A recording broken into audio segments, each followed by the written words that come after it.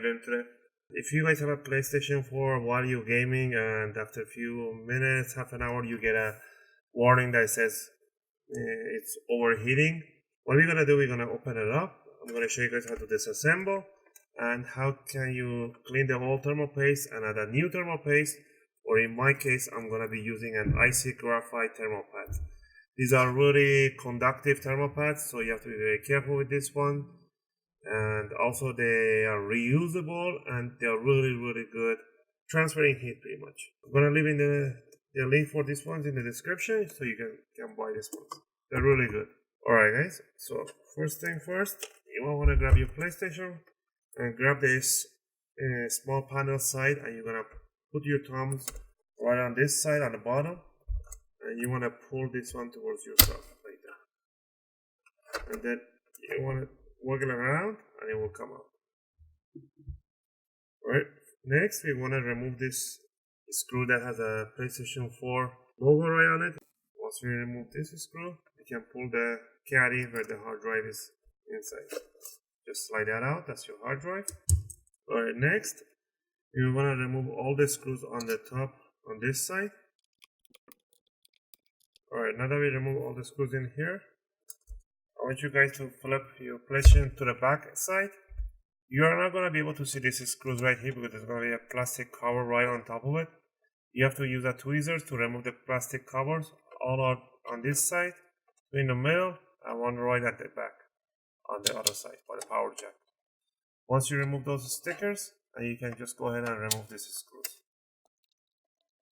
Alright. Somebody already opened this one, so that's why they don't have those stickers right there. Alright, next we're gonna grab the top cover here, and you wanna put your finger right here where the USBs are, and you wanna lift it up like you opening a can. And do the other side.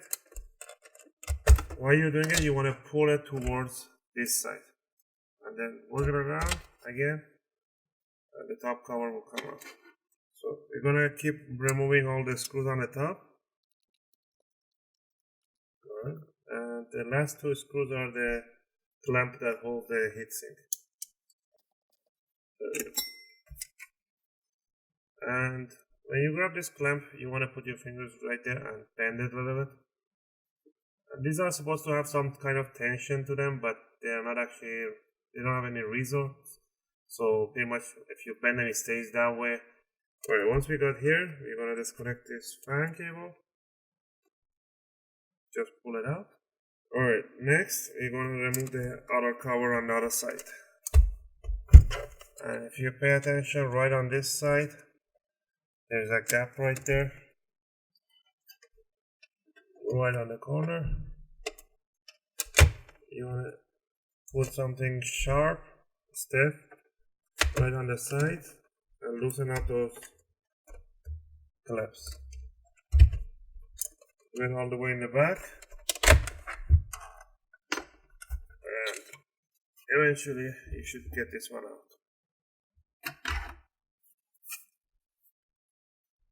Alright, now on the top part we have the fan, the power supply right here, and the optic drive right there. We're gonna remove the power supply.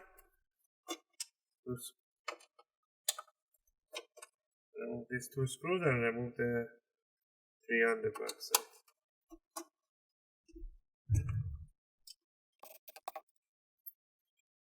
And once you remove that, you can just go ahead and lift out of it. This side will come out easy, but this side you have to pull out a little harder. Just like that. And on this side, there's going to be a ribbon cable right there. You want to pull this ribbon cable from the power source, or you can pull it from the motherboard. I'm going to pull it from the motherboard. So this is your power supply. You can just clean it up because it's really dusty on this one.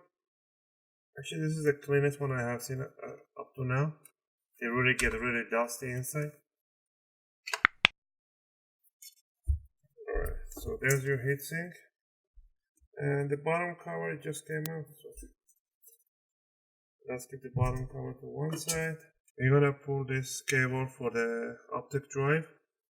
before pulling it out, you have to pull the clip. There's a tiny clip right there.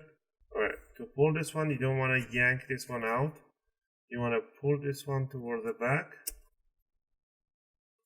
And while you're pulling that one to the back, then you want to go ahead and loosen up this flex cable. Also remove the 12-volt power jack and remove the antenna cable from the board. And now we can actually go ahead and flip the thing down, and we're going to lift it up the board from this side. And there we go.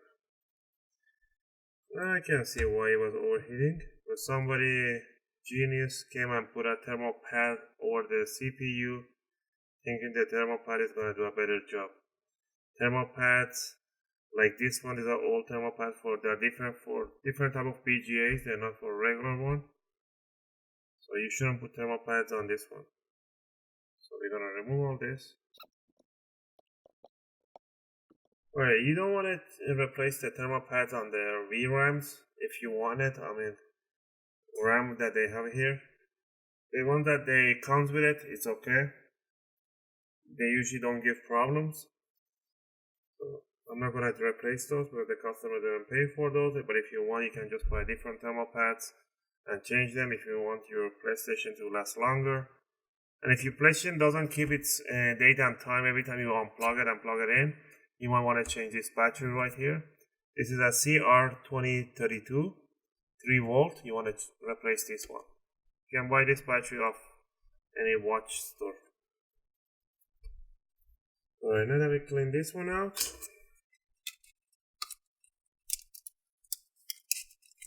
you can do a thermal paste, regular thermal paste on top of this. But I'm just gonna go with this graphite thermal pad right here. And before I put it, because you can cut this one to a different shape.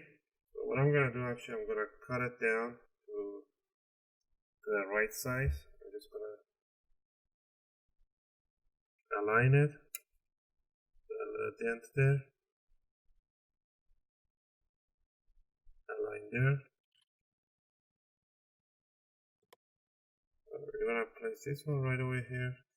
But if we put this one here, we have to flip the motherboard and it's gonna just slide down. It's not gonna stay there. So another thing I like to do to know where is the limit. You can actually use a thermal paste to damp on this corner.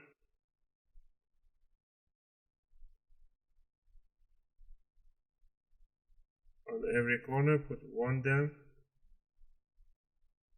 on a thermal paste. And then lay it down on the right on the board.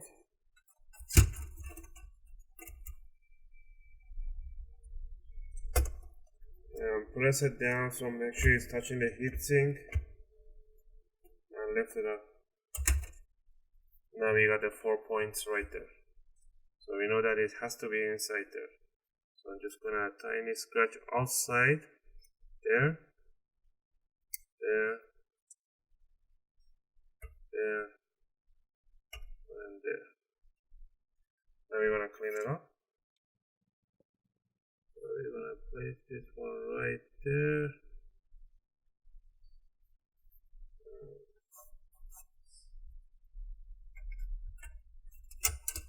Lay down the slime machine is all the way back. You can look from underneath, make sure it's not moving. And once you put it down, don't lift it up. There we go. So what we want to do right now, you want to keep it there. You don't want to move anything.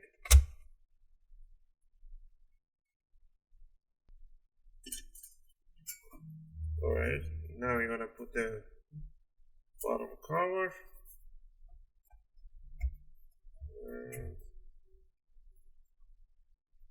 once we have the bottom cover, we're going to put the X clamp right here, or just a clamp for the heatsink.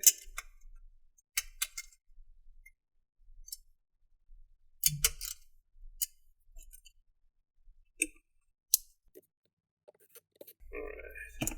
Now that's in place, that's not gonna go anywhere. We're gonna put the fan cable right in place.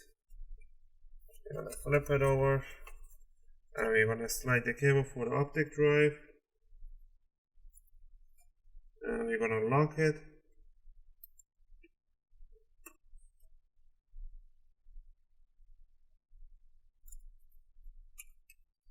Put the power cable for the optic drive. Power supply. You want to clean the fan if you have an air can here. You can just take it outside and clean it. What I'm gonna do, I'm just gonna put it back in, and I might open it to clean the dust on this one.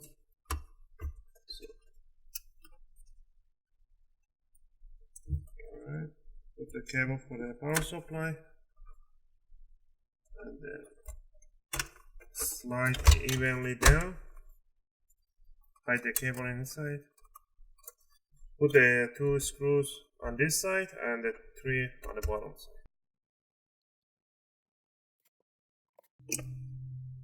We're done up here. So what are we gonna do? We're gonna put the top cover for front side. Put the front side down, this side, and then squeeze the back down. Flip it over. And put all the screws on the top side. You can go ahead and put the hard drive right now, slide it down.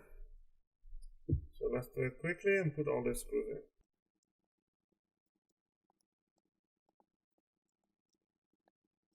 Alright, now we're gonna grab the big part of the top side.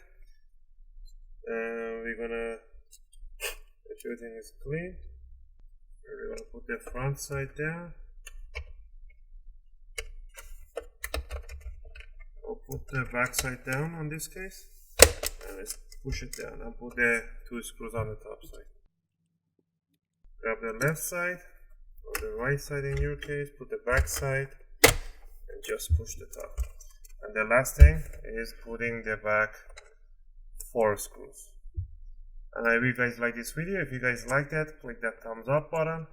And if you guys subscribe, I really appreciate it, and it helps and motivates me to make more videos for you guys. And there we go.